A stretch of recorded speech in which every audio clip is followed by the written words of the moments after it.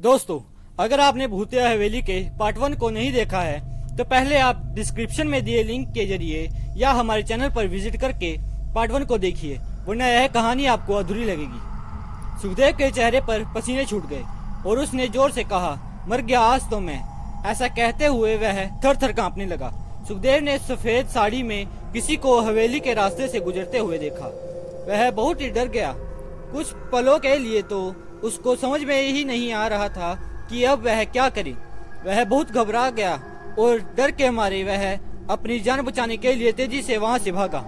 कुछ देर भागने के बाद अचानक उसको आगे से किसी ने धक्का दिया और वह जमीन पर गिर पड़ा। फिर जैसे ही वह खड़ा हुआ, फिर उसको एहसास हुआ कि उसके पैर पकड़कर कोई खींच रहा हो। उसने आगे पीछे हर जगह देखा, लेकिन उसको कोई भी दिखाई नहीं दिया। सुखदेव ने फिर तेजी से भागने की कोशिश की, लेकिन कुछ कदम दौड़ने के बाद उसके पैर अचानक रुक गए। उसको ऐसा लगा मानो फिर से कोई उसका पैर और हाथ पकड़कर उसको खींच रहा हो। वह जोर जोर से चिल्लाने लगा, छोड़ो मुझे, जाने दो। मैंने क्या बिगाड़ा है तुम्हारा? मुझे जाने दो। क्या चाहिए तुमको? उसके यह कहने के बाद उसकी पीठ पीछे किसी ने हाथ रखा, ऐसा उसको महसूस हुआ। उसने पीछे मुड़कर देखा तो उसके पैरों तले जमीन खिसक गई। उसके सामने सफेद साड़ी पहने एक चुड़ैल खड़ी थी, जिसके लंबे बाल थे और उसके हाथों से खून बह रहा था। यह दृश्य देखकर सुखदेव वहां पर ही बेहोश हो गया। दूसरे दिन सुखदेव के पिता ने सुखदेव के दोस्त को कॉल किया और पूछा, बेटा सुखदेव तुम्हारे साथ ही है ना? उसने सिर्फ मुझे यही बताया था कि ट्रेन से उतरने के बाद वह सीधा रतनपुर तुम्हारे घर पे जाएगा। वो तुम्हें आश्चर्य में डालना चाहता था, इसलिए उसने तुम्हें कॉल नहीं किया। आज सुबह से ही मैं प्रयास कर रहा हूँ, लेकिन उसका कॉल ही नहीं लग रहा है। तुम बताओ ना, वह तुम्हारे साथ है क्या? नहीं अंकल, वह मेरे साथ नहीं है। वह रतनपुर में नहीं आया। अगर यहाँ पे आया होता तो मेरे साथ ही होता, सुखदेव के दोस्त ने कहा। सुखदेव के दोस्त ने यह बात अपने दूसरे दोस्तों के साथ साझा की।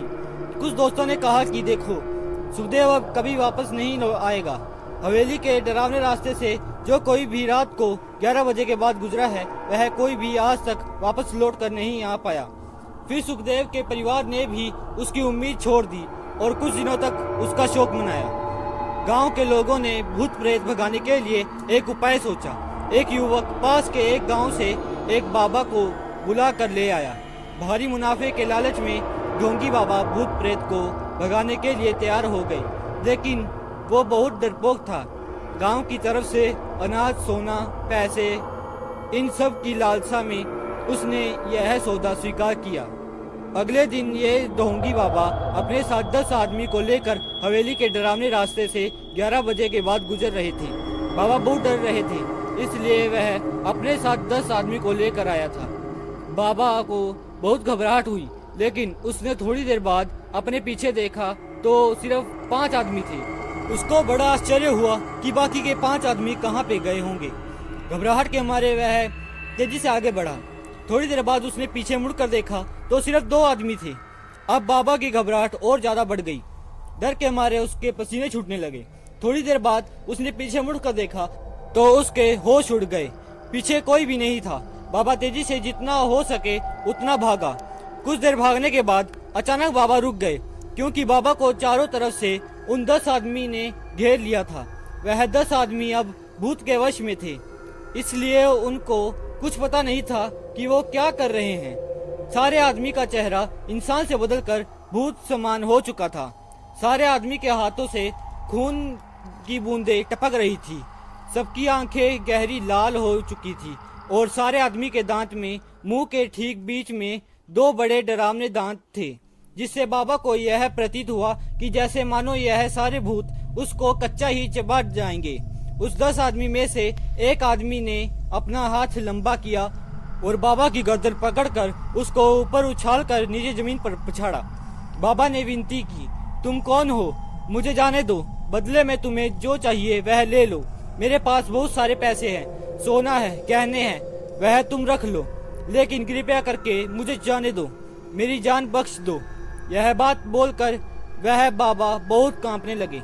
बाबा की बात सुनकर अचानक पीछे से एक दूसरी आवाज आई। वह आवाज एक चुड़ैल की थी। उसने कहा कि मूर्ख, यहाँ से कोई जिंदा नहीं जा सकता।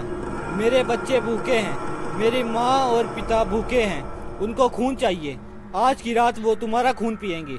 ऐसा बोलकर उस चुड़ैल ने बाबा का जोर से गला दबाया और फिर अपने लंबे नाखून से उसके पूरे शरीर को खून से लथपथ कर दिया।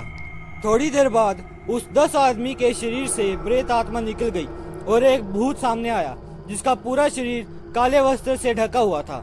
उसने अपनी शक्तियों से 10 आदमी को खींचकर हवेली के तरफ ले जाने लगा और जाते जाते कहने लगा कि तुम अब मेरे शिकार हो, चलो मेरे साथ, आज मैं अपना हाथ तुम्हारे खून से रंगूंगा।